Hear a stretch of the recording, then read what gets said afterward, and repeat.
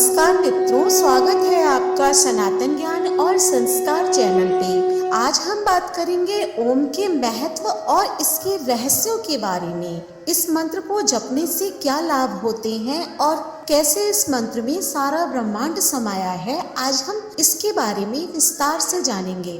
तो इस वीडियो के अंत तक जरूर बने रहें। हिंदू धर्म में ओम का स्थान सर्वोपरि है।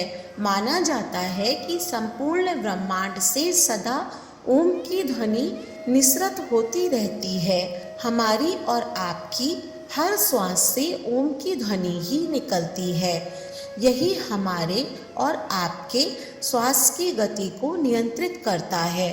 सर्वत्र व्याप्त होने के कारण इस ध्वनि को ईश्वर की संज्ञा दी गई है। जो ओम के अर्थ को जानता है वह अपने आप को जान लेता है, और जो अपने आप को जान लेता है वह ईश्वर को जान लेता है। इसीलिए ओम का ज्ञान सर्वोत्कृष्ट है। समस्त वेद इसी ओम की व्याख्या करते हैं। हिंदू धर्म में सभी मंत्रों का उच्चारण ओम से ही शुरू होता है। किसी भी मंत्र से पहले यदि ओम जोड़ दिया जाए तो वह पूर्णतया शुद्ध और शक्ति संपन्न हो जाता है। किसी देवी देवता, ग्रह या ईश्वर के मंत्रों के पहले ओम लगाना आवश्यक होता है।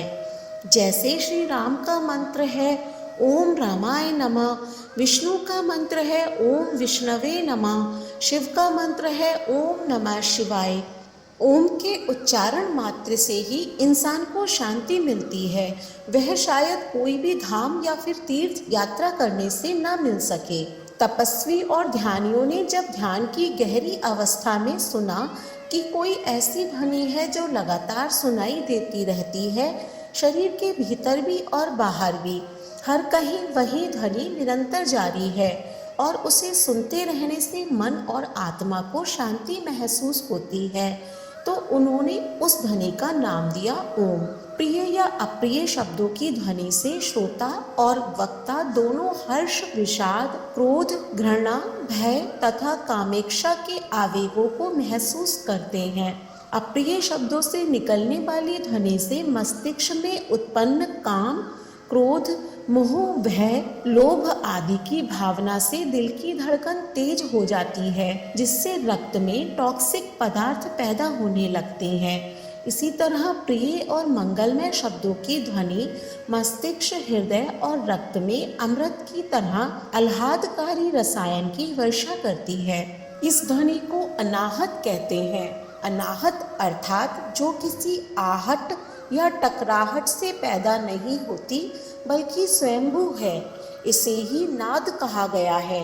ओम की ध्वनि एक शाश्वत ध्वनि है जिससे ब्रह्मांड का जन्म हुआ है। ओम एक ऐसी ध्वनि है जो किसी ने नहीं बनाई है। यह वह ध्वनि है जो पूरे कण कण में, पूरे अंतरिक्ष में हो रही है, और मनुष्य के भीतर भी यह ध्वनि जारी है। सूर्य सहित ब्रह्मांड के प्रत्येक ग्रह से यह ध्वनि बाहर निकल रही है। शिव पुराण मानता है कि नाद और बिंदु के मिलन से ब्रह्मांड की उत्पत्ति हुई। नाद अर्थात ध्वनि और बिंदु अर्थात शुद्ध प्रकाश। यह ध्वनि आज भी सतत जारी है। ब्रह्मा प्रकाश यानी परमेश्वर का प्रकाश, इसे ही शुद्ध प्रकाश कहते हैं। संपूर्ण ब्रह्मांड और कुछ नहीं है, सिर्फ कंपन, ध्वनि और प्रकाश की उपस्थिति ही है। जहाँ जितनी ऊर्जा होगी वहाँ उतनी देर तक जीवन होगा। यह जो हमें सूर्य दिखाई दे रहा है, एक दिन इसकी भी ऊर्जा खत्म हो जाने वाली है। धीरे धीरे सब कुछ विलीन हो जाने वाला है, बस नाद और बिंदु ही बचेगा। ओम शब्द 3 ध्वनियों से बना हुआ है। आ, उ और मा। इन तीनों ध्वनियों का अर्थ उपनिषद में भी आता है। आ का मतलब है आकार, उ का मतलब है ओंकार और मा का मतलब है मकार। आ ब्रह्मा का वाचक है जिसका उच्चारण हृदय में उसका त्याग होता है। उ विष्णु का वाचक है जिसका त्याग कंठ में होता है, और मा रुद्र का वाचक है जिसका त्याग तालु मध्य में होता है। ओ, उ और मा उक्त तीनों अक्षरों वाले शब्द की महिमा अपरंपार है। यह नाभि, हृदय और आज्ञा चक्र को जगाता है। ओम ही एकमात्र ऐसा प्रणव मंत्र है जो आपको अनहद या मोक्ष की ओर ले जा सकता है। धर्मशास्त्रों के अनुसार मूल मंत्र या जप तो मात्र ओम ही है। ओम के आगे या पीछे लिखे जाने वाले शब्द गौण होते हैं। प्रणव ही महामंत्र और जप योग है। इसे प्रणव साधना भी कहा जाता है। ये अनादि और अनंत तथा मोक्ष की अवस्था का प्रतीक है।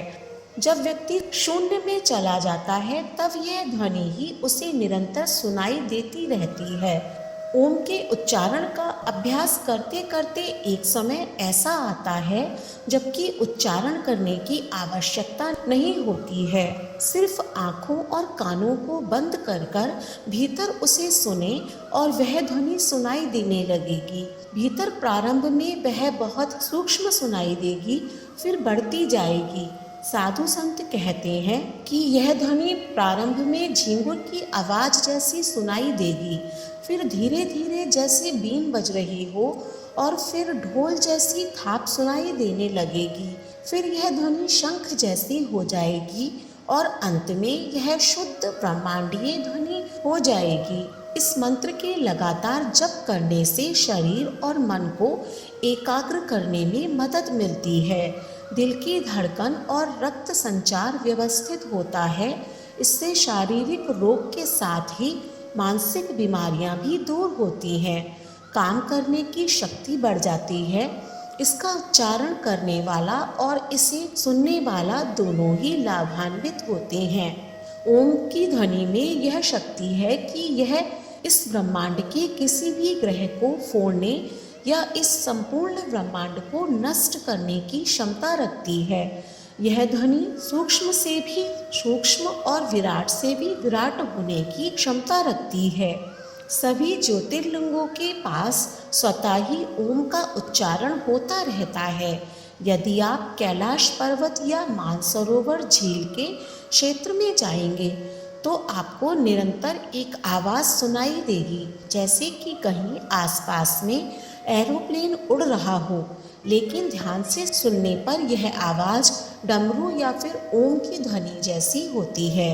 वैज्ञानिक कहते हैं कि हो सकता है यह आवाज़ बर्फ के पिघलने की हो, या फिर यह भी हो सकता है कि प्रकाश और ध्वनि के बीच इस तरह का समागम होता हो कि यहाँ से ओम की आवाज़ें सुनाई देती हों। ओम के उच्चारण को लेकर यह भी कहा जाता है कि अगर आप एकांत में बैठकर कुछ समय तक ओम का उच्चारण करते हैं और फिर इस उच्चारण को रोक देते हैं तो भी आपके मन, मस्तिष्क और शरीर के भीतर इस ध्वनि का उच्चारण होता रहता है। इस ध्वनि को सुनने के लिए बस आपको एकाग्र होने की आवश्यकता है। इन सब के अलावा ओम को लेकर एक सबसे बड़ी मान्यता ये है कि इस ध्वनि के उच्चारण मात्र से ही लोग अपने आराध्य भगवान शिव से सीधे जुड़ते हैं। यही नहीं, शिव भक्तों को अपने भगवान को प्रसन्न करने के लिए ओम का उच्चारण करने की सलाह दी जाती है। और भारत में मौजूद लगभग सभी शिवालयों में आपको 24 घंटे ओम का उच्चारण सुनाई देगा, जो आपको परम सुख देने वाला होता है। ऐसे में कहा जा सकता है कि ओम ही भगवान शिव तक पहुंचने का एक मार्ग या जरिया है। आप इस ओम मंत्र के बारे में क्या सोचते हैं? अपनी राय हमें कमेंट बॉक्स में ज़रूर बताएं और कमेंट बॉक्स में ओम नमः शिवाय लिखना ना भूलें। वीडियो अच्छी लगी हो तो इसे लाइक करें और ज़्यादा से ज़्यादा शेयर करें। ऐसी ही धार्मिक वीडियोस देखने के लिए हमारे चैनल को सब्सक्राइब करें। धन्यवाद।